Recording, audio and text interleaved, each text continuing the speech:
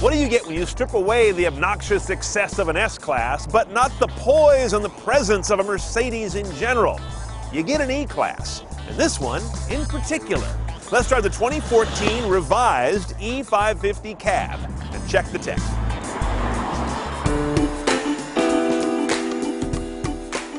Now, the main thing I like about the E is that it's part of the new look of Mercedes cabin. This is a much flatter, sharper, a little more cornered off sort of a dash design. I'm making a point of this because this is a car that's trying to print younger, hence that more aggressive face. Now, our car's got navigation, that's optional. Our car's got a backup camera, that's optional. We'll go over the pricing at the end of the piece, but not everything you see here is included, even at the fairly lofty base price.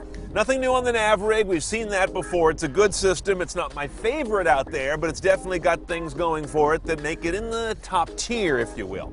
Nothing surprising on the audio sources. In fact, there's actually more here than you want. You're never going to use the SD card or the 10 gigabytes of hard drive storage. Who are they kidding?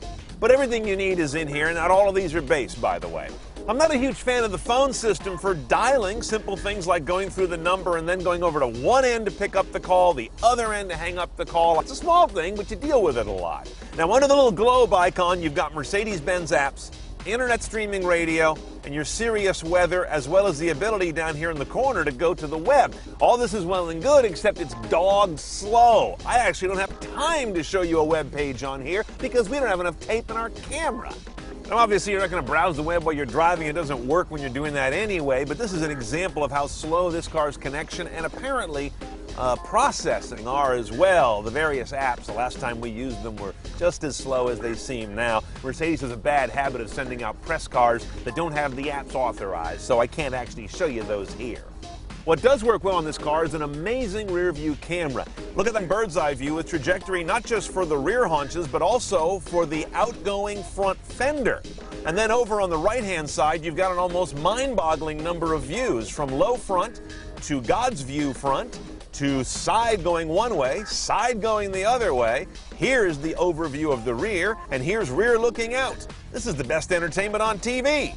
Now, the comfort controls in this car are manifold. You've got your 3-level seat heater, 3-level seat ventilation and cooling, 3-level air scarf. That's this nice little heater vent right here below the headrest. Very nice. And of course, you got a button here that will summon the seat belt to you because it has these power retractors. There's a lot going on. Now, the drive controls in this vehicle, you got this old manish column shifter. This tells you right here this car does not have real sporting pretensions. You do have a sport, efficiency, and manual toggle switch here to change into your 3 drivetrain modes. And over here is your adaptive suspension, sport, and comfort toggle. Those comprise the bulk of the drive controls, with the exception of the Eco button here, which isn't really a drive control, but that's where you defeat the auto start-stop. We'll see if that's needed when we get on the road momentarily.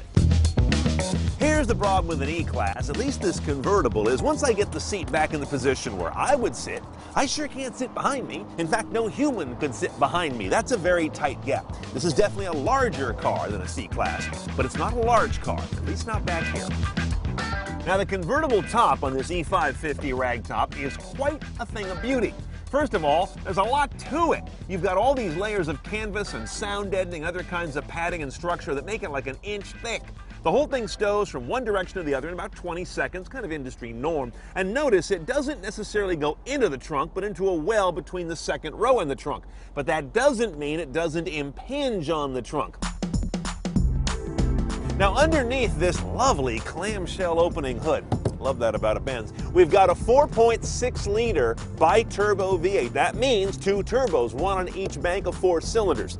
The result is 402 horsepower, 443 foot-pounds of torque. Real torquey because it's a turbo. 0 to 60 is 5 seconds, which you might say, it's okay, that's pretty good. Pretty good indeed, because this guy weighs nearly 4,400 pounds. See my earlier comment about real Mercedes. 7-speed automatic's your only transmission choice. We're talking rear-wheel drive here. And the car gets 1726 mpg, which I suspect's a little bit optimistic, so this is not your most fuel-efficient car, but see 4,400 pounds and see 5.0. I've got the top down now, but when this car's top is up, I really think it's as quiet as a sedan. It's pretty impressive. When you have the top down like I do, you really feel good about how they've managed the airflow over the top. It's really calm. And this air scarf dealio behind your neck, it's a great thing. I hate to get too excited about something silly, but it's silly and great. The power on this car is prodigious, not just how much there is, but how it really breathes well once you tap into it. And once you get into that power, whoosh, off you go. The downside is you've got turbo lag, you've got computerized throttle lag, and this 7-speed is silky, not sharp. The blind spot and lane departure tech are interesting. Sometimes it'll catch you drifting off the side of the road and yaw brake you hard back into the lane like that.